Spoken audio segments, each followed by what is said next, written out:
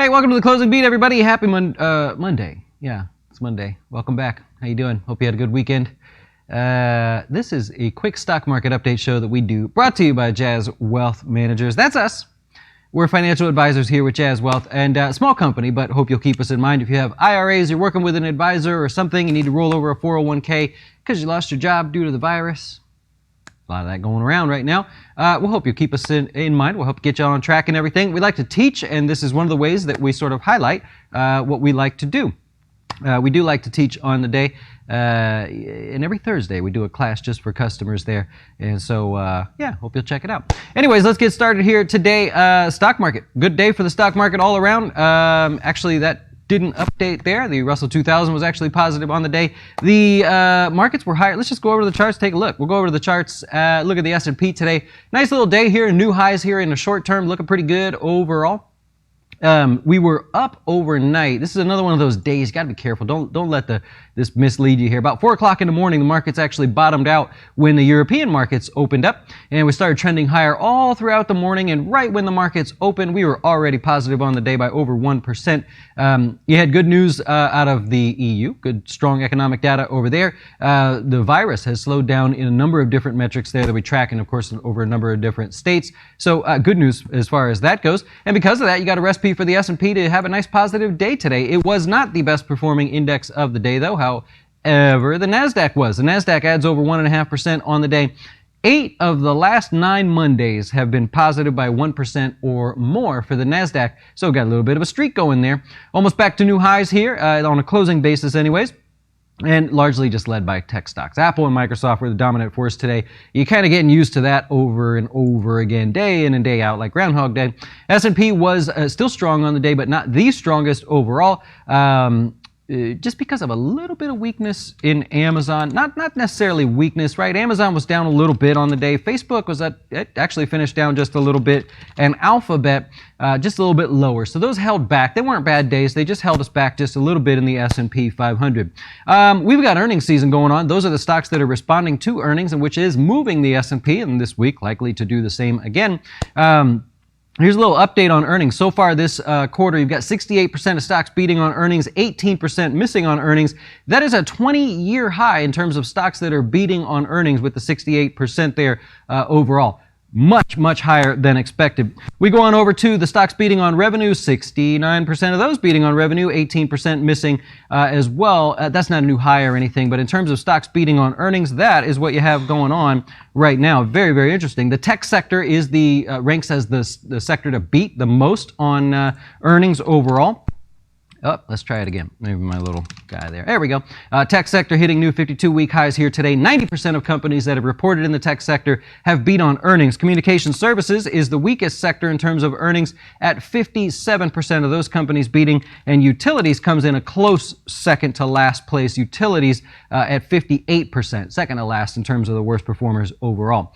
Coming up here, we're going to go over a watch list. Interesting thing there. Pullbacks in recent winning stocks. One way to look at stocks maybe for a pullback, or to decipher maybe that they are falling apart a little bit, maybe trying to pull back a little bit more. But before we do that, bottom right-hand corner of your screen, FinTips videos this week. We've got how TSP life cycle funds work. That's on our YouTube channel right now. On Thursday, for our customers, we're going to do a class on the 4-for-1 split in Apple, show you how it's going to affect your portfolios here, how it's going to affect the Dow in general. Kind of interesting, geeky stuff going on there. And so we'll take a look at that. Friday, there will be no video. There'll be no closing beat, sadly. So on Friday, no closing beat if you happen to be paying attention. And in our research section, we actually covered August performance going in the first 5 days, right? So we just covered a little bit of a history lesson in there, but also showing you the average performance, showing you every August every August performance and why they have good or bad performance metrics going back to 1950. So if you like that sort of thing, join us on the research site, jazzwealth.com/research. All right, let's go over to those sectors we were just talking about. Continue with our top-down analysis here as we do every day. The tech sector was higher by 2.5% on the day. They continue to do all the heavy lifting. It's going to be because of Apple, which at one point today, it didn't quite get there. At one point today, it almost hit $2 trillion in market cap. Would be the first company to ever do that. It got to $1.94 billion before backing off just a little bit. So Apple doing a lot of the heavy lifting in the tech sector, and Microsoft as well. 5.5% gain on the day. On the TikTok news, we will cover that here in just a little bit. I want to point out QCOM. So QCOM is a great example of what we were talking about on Friday, where we were looking for extended moves, but not the beginning.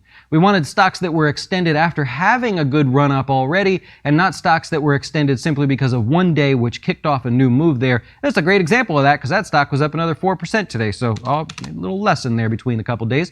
Healthcare continues to wake up. I've been mentioning this last couple weeks and in our notes from Jazz email as well. The healthcare sector today had a broad rally overall, added 1%. Many great technical patterns and uptrends going on in the healthcare space. Merck stands out as a good one here today, breaking above the 200-day for the first time in quite a while. Overall, not too bad there. That was one of the bigger contributors on the day. Johnson & Johnson, very textbook sort of pullback play there with volume, with action at the lows there around the 50-day moving average. Looking good there. And one that had the best day was Varian Medical. They're getting bought out by Siemens, so it's a buyout really. But that was your best performer and volume overall. Real estate, there you go. Real estate week on the day. Today's the first day that you can actually start evicting people. Well, the first business day, I guess, that you can start evicting people if you happen to own an apartment complex, duplex, whatever it may be. So because of that, the REITs were weak that focus on like apartments, things like that. AIV is one of them. This is Apartment Invest Co. And obviously, you can see just a down day for them, down 4% on the day. AVB is one that we've been picking on here, saying how that one's looking kind of weak, down 2% on the day as well. And VNO, Vornado is another one. This is the weakest overall. And the reason, if you're paying attention or care, the reason this one happens to be one of the weaker in the groups is most of their properties are concentrated in New York City.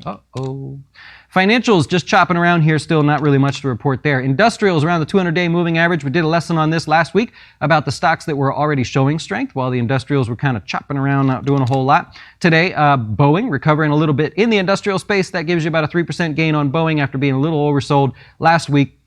I was talking to a customer about this and we were saying, it's sold off, you had the volume there, you think this is about the lows, and I was like, you expect people to come along and buy this thing. Today, a little bit of that showing up overall. If we go over to oil, you got a gain on the day of about 2%, just about $41.02, although not a whole lot to report there. That looks a lot like the financials just chopping around there.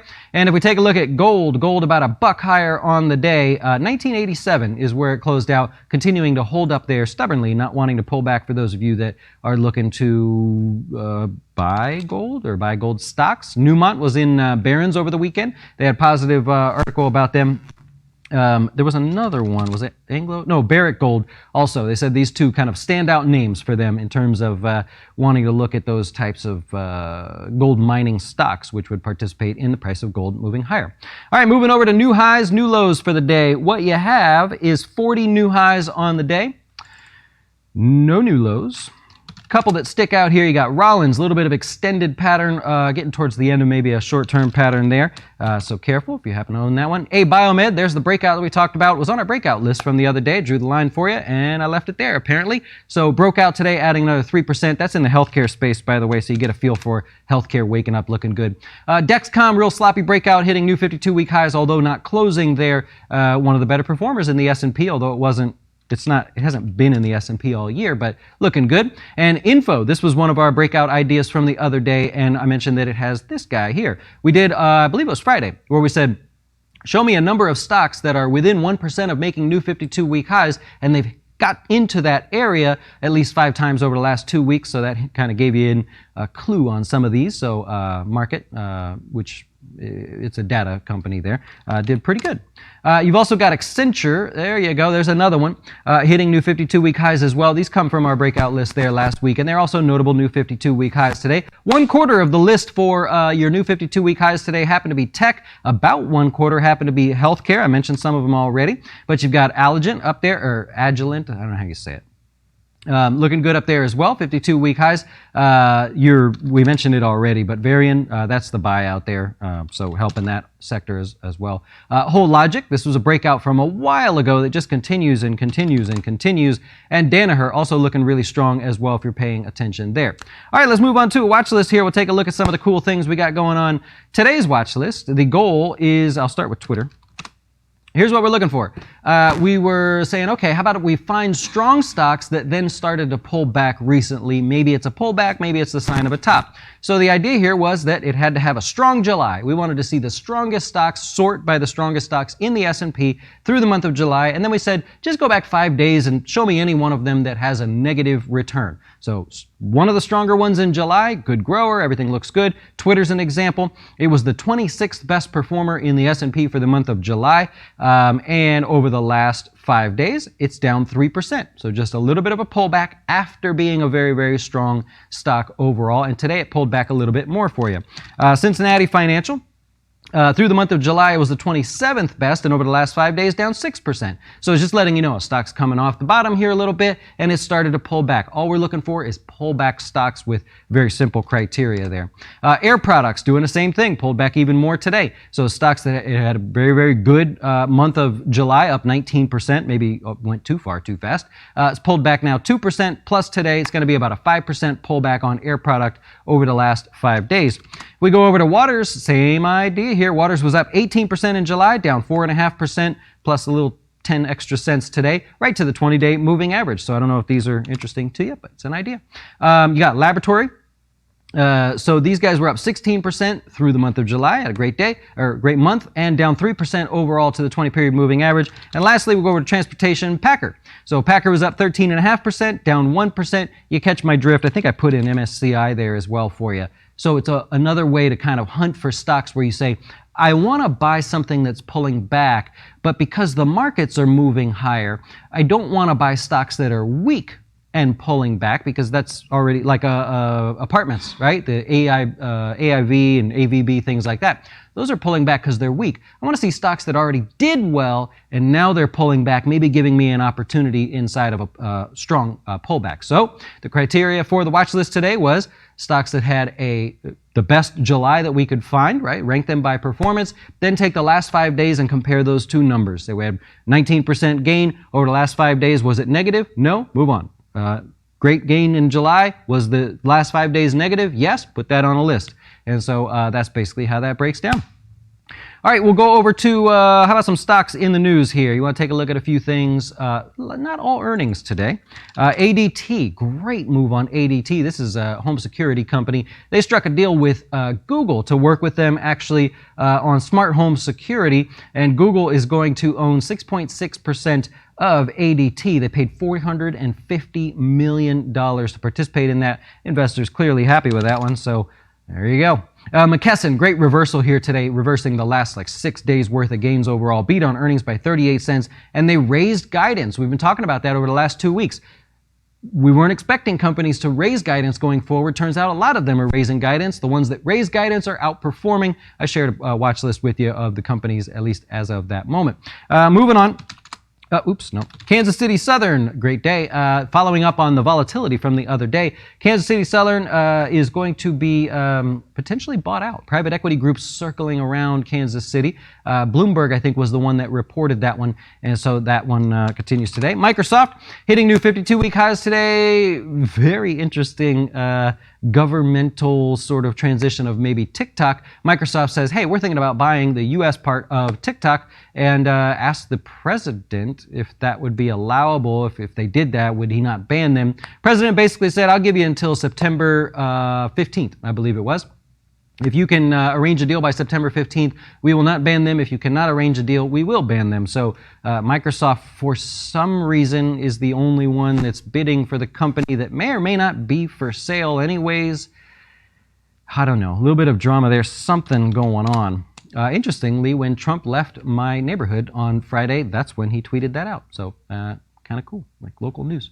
Snapchat down 5.33% on the day today because of that, right? Microsoft going to now compete. TikTok's obviously very popular, and so Snapchat a little bit lower. Snapchat did get a deal to add a feature. They want to put music in their posts. So on TikTok, you can put your music, somebody's music behind your post. You can sing to it and do all the weird things they do. But on Snapchat, they don't quite have that available yet in terms of being legally allowed to do that. So what Snapchat did was they reached a deal with some of the music licensors out there to allow that. So maybe a feature coming there in an expanded way on Snapchat. So we'll see what happens. A couple others, and then I'll take your questions if you have any. You got Rocket Mortgage. You're not going to see it on the screen, actually. RKT is going to be the ticker symbol. Rocket Companies is what they call themselves. They're going to go public next week. By the way, they're profitable. It's a profitable one. Eastman Kodak. If you've been on this wild ride lately, you'll enjoy this drama. One day before they announced the deal last week, they awarded the CEO 1.75 million shares. Just one day before they made that announcement. Is that right? I mean, it's right for him. I'm sure he's not complaining. And SpaceX. I'm not SpaceX. Virgin Galactic. Space is the ticker symbol. SPCE. I've got earnings out. I show them at $22.02.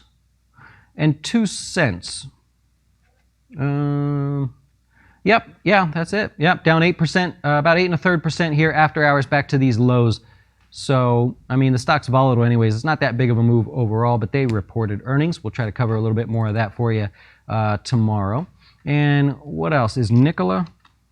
Was Nikola out? 36.49. I see it after hours. 35.66, down 2%. I'm not sure they reported yet. Seems like it would be a little bit more. Nah, I don't think they reported. I'm probably off on that one. All right. Going into this week, you've got Allstate, you've got Activision, Microchip, Vulcan Materials, Western Union, and Market Access paying out 60 cents overall if you care about that one there. I love it. And yeah, they brought back 2 astronauts from space. Like, awesome. How cool is that? I love it. I love it. I love it. It must get in his rocket. I don't know what happened after that. I watched like the whole 4 hours of that, the whole process and everything. I find that interesting. I don't know. I think it's one of those things you want to, you cheer everybody on for things like that. All right, let's see if I covered everything and we'll be on the way. Oh, Chinese stocks did well today. I'm going to take a look at some of those. Alibaba up 3% on the day. What was the other one? JD.com also up 1%, and EDU, which is a Chinese-based education company, up 2% on the day as well. Was there one more? Yum China, maybe? Yeah, Yum China up 2% as well. Yeah, not bad. There you go. You got Disney earnings tomorrow after the markets close. That'll be tomorrow, right? I believe Disney is not today. It is tomorrow. If you thought today was Tuesday, you would be accurate, but it is not out today. Nope. Nope, nope, nope. Thoughts on Nordstrom? You want to play with Nordstrom? Yeah, you got Lord & Taylor filing for bankruptcy. If you want to play over there, you know you're messing with one of the weakest in the sector, by far. One of the weakest in the sector. So that's a tough one. That's a tough one. Yep. I don't know. Why is SpaceX not a public company? I don't know. You're asking the wrong guy, right? You're asking the wrong guy. How's Reynolds? Hinting at a breakout, right? So you got a relatively new listing here in terms of that. Very volatile, very low volume. Like today what traded, a lot. That's 700,000 shares. Normally trades right around 400,000, so you get twice the average volume. It's a very light stock and probably a little bit spready as well, meaning the bid and offer are quite far apart. I can't see the history here on the charts, but not bad in terms of being a breakout. How about Chegg? How about it? What's the question? Remember last week we talked about with our customers how to have a plan for whatever you're doing so that you don't have to ask that question. What do you think about this stock? So we can be more specific now. They did report earnings, though, and it's down just a little bit. Yep. Oh, yeah. Thoughts on Under Armour?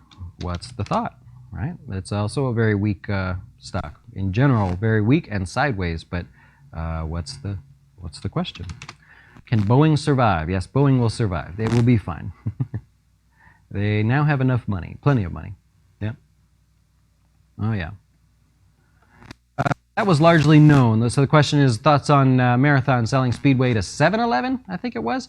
Largely known and priced in the stock already. Saw a lot of volume today, but not a lot of action. Yeah, that's been a while in the makings. Yeah. Oh, yeah. Cool. Well, I'll wrap it up there. I do appreciate you guys hanging out with me today. Hope you learned something. And there's much more coming for the rest of the week. So we'll be back tomorrow to do this all over again. Have a great rest of your day.